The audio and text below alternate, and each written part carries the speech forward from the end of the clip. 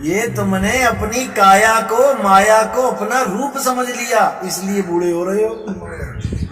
गीता में दो रूप बताए कृष्ण जी ने अपने। पहला रूप क्या बताया? हे अर्जुन, तेरे और मेरे कई जन्म हो चुके हैं, मैं जानता हूं तू नहीं जानता। अब पहला रूप बता दिया, कौन सा? जो बार बार पैदा होता है और मरता है, ये नकली रूप है। जैसे हमारे तुम्हारे कई जन्म हो चुके हैं मरे जन्म में। अब ये है नकली रूप। अब असली को क्या बताया? हे अर्जुन, जो मुझे अजन्मा करके जानता है, जो ये जानता है कि मैं अजन्मा हूं, असल में वो मुझे सही तरीके से जानता है। अजन्मा कैसे मतलब? यानी मैं आत्मा हूं, मैं शरीर नहीं हूं, आत्मा हूं। तो हे अर्जुन, आत्मा का कभी जन्म नहीं होता, आत्मा की कभी मृत्यु नहीं होती। आत्मा को कोई शस्त्र काट नहीं सकता, आत्मा को अग्नि जला नहीं सकती, आत्मा को वायु सुखा नहीं सकती, जल भिगो नहीं सकता। तो ये जो मेरा रूप है, ये आत्म रूप है। इसी रूप को जानना है।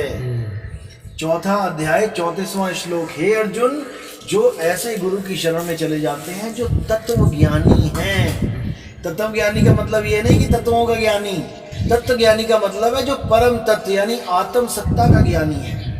जो आत्म सत्ता को जानता है, जो अपने सत्य स्वरूप को जानता है, हे अर्जुन, वही तुम्हें तुम्हारा सतरूप दिखा सकता है। नहीं तो जो अपने आप को आदमी समझ रहा है, अपनी फोटो के आगे खड़ी जोत देसी घी की अगरबत्ती लगवा रहा है, वो अपने आप को आदमी समझ रहा है, वो अपने आप को ये काया समझ रहा है, जबकि काया है नहीं, काया तो माया है। आज इंसानी चोला मिल गया तो इंसान की फोटो लगा दी, अगरबत्ती लगा दी, और जो पीछे कुत्ता हाथी घोड़ा बना हुआ था तो हाथी घोड़े की फोटो लगवाता है यहाँ पे कि ये भी मेरा रूप है।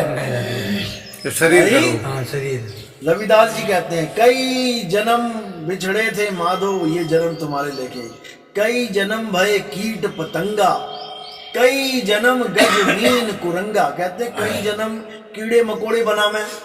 अब कीड़ा मकोड़ा बना तो क्या मैं कीड़ा मकोड़ा ही बन गया? क्या मेरी फोटो कीड़े मकोड़े जैसी हो गई? आज हम अपनी फोटो लगा देते हैं आदमी जैसी। अरे भैया, जैसे तब तन दिया काल ने, ऐसे ही आज तन दे दिया काल ने। ना मैं तब कीड़ा मकोड़ा था, ना मैं आज आदमी हूं। आदमी तो काया है, तुम्हें दी गई है थोड़े दिनों के लिए। जैसे कुत्ते का शरीर दे दिया तुम्हें थोड़े दिनों के लिए, तो तुम कुत्ते बन गए क्या? कुत्ते का शरीर छोड़ के हाथी का मिल गया, तुम हाथी हो गए। हाथी का छोड़ा गधा मिल गया, तुम गधे हो गए। ऐसे ही आज तुम आदमी बने बैठे हो, जिस दिन ये शरीर छूट जाएगा ये भी नहीं रहोगे। तो फिर तो ये तुम्हारा असली स्वरूप कहां से हो गया? जब तुम असली में कुत्ते नहीं रहे, असली में गधे नहीं रहे, असली में तुम हाथी घोड़े नहीं रहे, तो असली में तुम आदमी कब तक रहोगे? तुम आदमी भी नहीं हो। तुमसे कहूं मैं नाम विचारी, और ना वो जोत ना पुरुष ना नारी।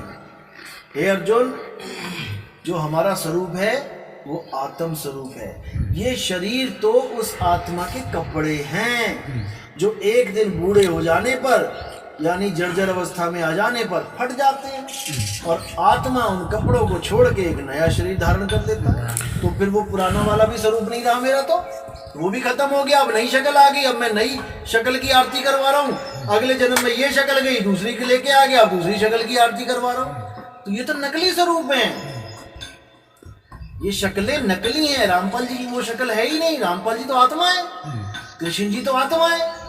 आप आत्मा हो, मैं आत्मा हूं, हम सब आत्मदेव हैं। हमारा कभी जन्म नहीं होता, हमारी कभी मृत्यु नहीं होती।